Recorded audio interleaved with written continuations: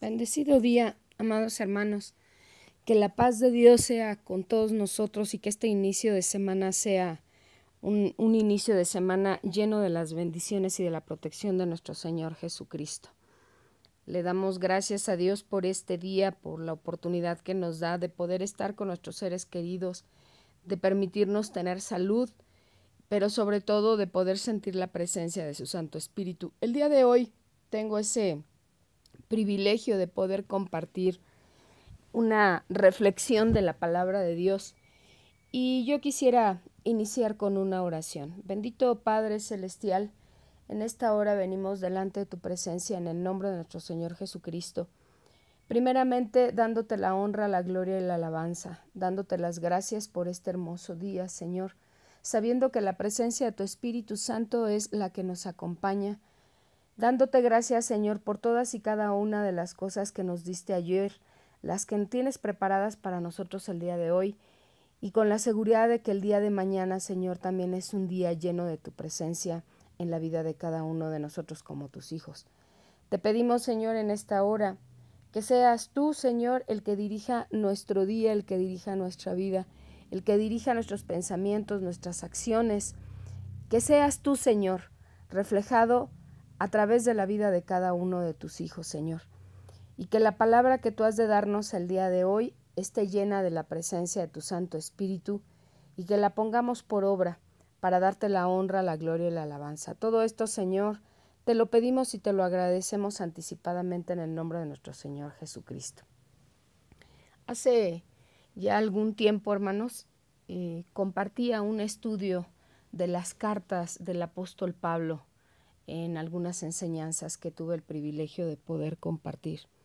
Y entre ellas hablaba, y el Señor me habló en primera carta a los Corintios, capítulo 1, versículo 10, que cuando nosotros le pedimos al Señor esa revelación y la escudriñamos, podemos ver que cada una de las cartas que escribe el apóstol Pablo a las iglesias tienen mucho que ver unas con las otras, y el mensaje del apóstol Pablo es un mensaje que podría sentirse hasta muy fuerte o directo, pero sabemos que es y que proviene del Señor. Y bueno, primera carta a los Corintios capítulo 1, en el versículo 10 dice: Os ruego pues, hermanos, por el nombre de nuestro Señor Jesucristo, que habléis todos una misma cosa y que no haya entre vosotros divisiones, sino que estéis perfectamente unidos, dice la palabra, en una misma mente y en un mismo parecer. Bueno, el apóstol Pablo siempre nos está expresando esa gran preocupación sobre la posibilidad de que exista una división dentro de la iglesia. Lo vemos tanto en Corintios como en Efesios, como en Filipenses. Y este pasaje que nosotros acabamos de compartir en primera carta a los Corintios, lo podríamos enlazar o checar contra Filipenses capítulo 2 del versículo 1 al 2, que dice: Por tanto, si hay algún consuelo en Cristo, si algún estímulo de amor, si alguna comunión del Espíritu, si algún afecto entrañable, si alguna misericordia, completad mi gozo, sintiendo lo mismo, y dice, teniendo el mismo amor, unánimes, sintiendo una misma cosa. Eso es lo que le escribe a la iglesia de Éfeso. Y como podemos ver, también hay una exhortación, ¿verdad?, para que procuren mantenerse en una unidad, y esta unidad sea a través del Espíritu y que sea como un vínculo de la paz. También lo habla en Efesios capítulo 4 en el versículo 3. Entonces, amados, la unidad de la iglesia pues es algo que viene a tomar mucha relevancia y mucha importancia. Y el apóstol Pablo lo pone como primer asunto en la lista de todas las situaciones que él está tratando en la iglesia de Corintio. Y muchos de los otros problemas que estaban surgiendo dentro de la iglesia, pues era una situación de división que se estaba suscitando. Y en el versículo 10 que leímos, nos enseña en una forma muy breve, ¿verdad?, la base de la unidad y cuál es la naturaleza de la unidad que debe de haber en la iglesia.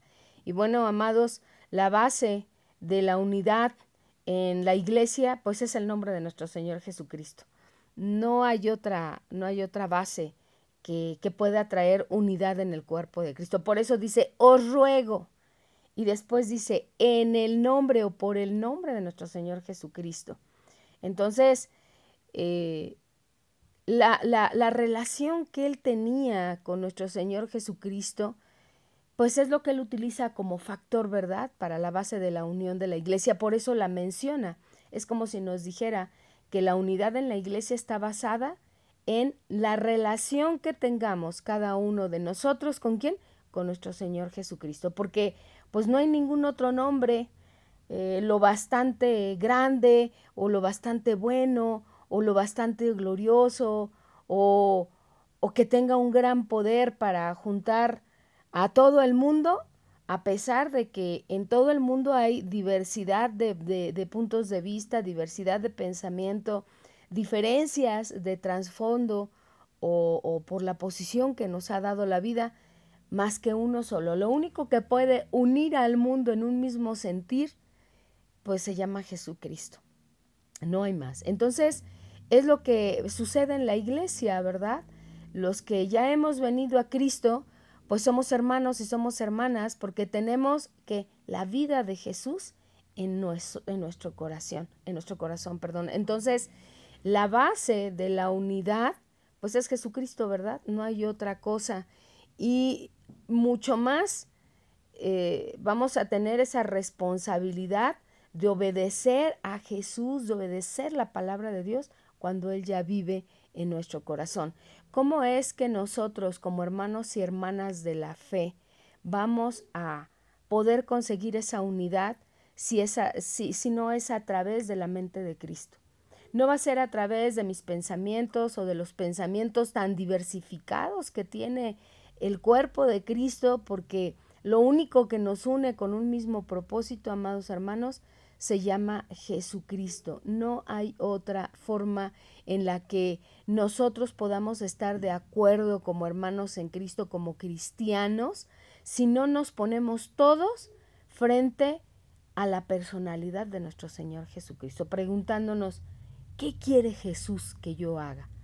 ¿Cómo quiere Jesús que yo actúe, que yo piense?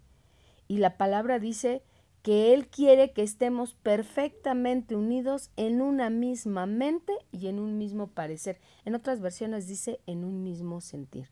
Lo cual significa que todo el mundo no tiene necesariamente que pensar de la misma forma, hermanos. Lo que quiere decir es que aún con todas las diferencias entre nosotros, es posible que tengamos un mismo pensamiento y un mismo sentir. ¿Y cómo lo vamos a lograr? Pues a través de nuestro Señor Jesucristo, ¿verdad? El apóstol dice que han de ser que debemos de tener una misma mente. ¿Y cómo vamos a poder tener una misma mente? Bueno, en la carta a los Filipenses, el apóstol Pablo nos ayuda, ¿verdad? Y dice en Filipenses 2:5, haya pues en vosotros este sentir, y ahí viene la clave, el sentir que hubo también en Cristo Jesús. Él quiere que el sentir que hubo en Cristo Jesús de la unidad, el sentir que hubo en Cristo Jesús de las cosas buenas que el Padre tiene para nosotros, venga a estar dentro de nosotros. ¿Y cómo lo vamos a lograr? Solamente a través de nuestro Señor Jesucristo. Y bueno, el apóstol Pablo nuevamente en Filipenses capítulo 2 en el versículo 6 al 8 nos dice, Él siendo en forma de Dios no estimó el ser igual a Dios como cosa a que aferrarse, sino que se despojó a sí mismo, tomó la forma de siervo y se hizo semejante a los hombres, más aún hallándose en la condición de hombre, se humilló a sí mismo, haciéndose obediente hasta la muerte, y dice que fue una muerte de cruz. Pues bueno, amados, esa es la mente de la cual nos habla el apóstol Pablo, ¿verdad? Cuando todo el mundo decide poner las cosas de Cristo primero y está dispuesto a sufrir pérdidas para que el honor y la gloria de Cristo puedan ser avanzadas, eso es lo que trae armonía a una iglesia, a una congregación. Ese es siempre el factor de unión en una iglesia. ¿Quién? Jesucristo. Y esa es la mente que cada uno de nosotros debe tener. ¿Cuál es la mente? La mente que no se considera a sí mismo la cosa más importante. La mente en donde dice lo que yo quiero es lo más importante, como yo lo veo es lo más importante, como yo lo siento es lo más importante. No, amados, es la mente de Cristo, quien dice que Jesús, siendo en forma de Dios, dice, no estimó a ser igual a Dios. Él no se aferró a esa forma de deidad. Dice su palabra que se despojó a sí mismo, tomó la forma de siervo y se hizo semejante a los hombres. Y bueno, dice que todavía hizo cosas más profundas. Dice, hallándose en la condición de hombre, se humilló a sí mismo, haciéndose obediente hasta la muerte y muerte de cruz. Entonces, amados hermanos, la palabra de Dios nos está exhortando a que a través de esta enseñanza del apóstol Pablo pensemos muy bien, ¿qué haría Jesús en mi lugar? ¿Cómo actuaría el Señor en las decisiones que yo estoy tomando? ¿Estamos confundiendo, hermanos, la igualdad con la auténtica unidad en Cristo? Necesitamos reevaluar nuestra responsabilidad personal de construir muros de separación y de desunión, eligiendo, en cambio, ser hacedores de paz. ¿Qué tipo de personas somos, hermanos? Estamos dejando que esas heridas, que esa amargura que probablemente aún tenemos, venga a traer ese descontento, esa desunidad en donde decimos, en lugar de decir ya no vivo yo, vive Cristo en mí, en donde decimos no tiene que prevalecer lo que yo creo, lo que yo siento, sin darnos cuenta que Jesús es la clave, que Jesús es el que nos levanta, el que nos sana, el que va a traer esa paz que sobrepasa todo entendimiento, no mi forma de pensar, no mi forma de ver las cosas. Y que quede claro, amados, no es que estemos diciendo ni que la palabra esté diciendo todos tienen que pensar y tienen que tener el mismo forma de visualizar las cosas. No, hay formas diferentes de visualizar las cosas, pero hay uno que sí puede lograr que tengamos un mismo sentir, una misma mente, no la mente humana, sino la mente de Cristo. ¿Qué estamos haciendo, amados hermanos, permitiendo que el Espíritu Santo traiga a nuestro corazón y sea el que logre ese cambio de pensamiento, en donde muramos, en donde dejemos ese pensamiento humano y que permitamos que la mente de Cristo sea implantada en cada uno de nosotros? Yo le doy gracias a Dios porque Dios es un Dios de oportunidades. Las misericordias de Dios son nuevas cada mañana. Cada mañana el Espíritu Santo, como hijos de Dios, nos abraza y redarguye nuestro corazón y nos hace regresar al camino de Cristo. La palabra de Dios es la única que puede causar un efecto en el corazón del ser humano. La palabra de Dios es la única que puede lograr en el corazón de los hijos de Dios que haya humildad y que vayamos delante de su presencia y le digamos, Padre, aquí estoy, dime qué quieres que haga. Yo deseo en mi corazón, amados hermanos, que esta palabra sea de gran bendición para sus vidas, como lo es para la mía, y que demos gracias porque Jesús vive en nuestro corazón, porque ese gran hacedor de cambios, el único que puede impactar al mundo entero y cambiar el destino de las personas, es el que vive y reina el día de hoy en su corazón y en mi corazón. Padre, te doy gracias por esta palabra. Te doy gracias, Señor, por la presencia de tu Espíritu Santo. Gracias, Señor, porque a través de tu palabra, de tu hermosa palabra, Señor, y de la presencia de tu Espíritu Santo, es que podemos experimentar esos cambios que tú tienes para la vida de cada uno de nosotros. Ayúdanos, Señor, porque solos no podemos. Tu palabra dice, mira que te mando que te esfuerces y seas valiente.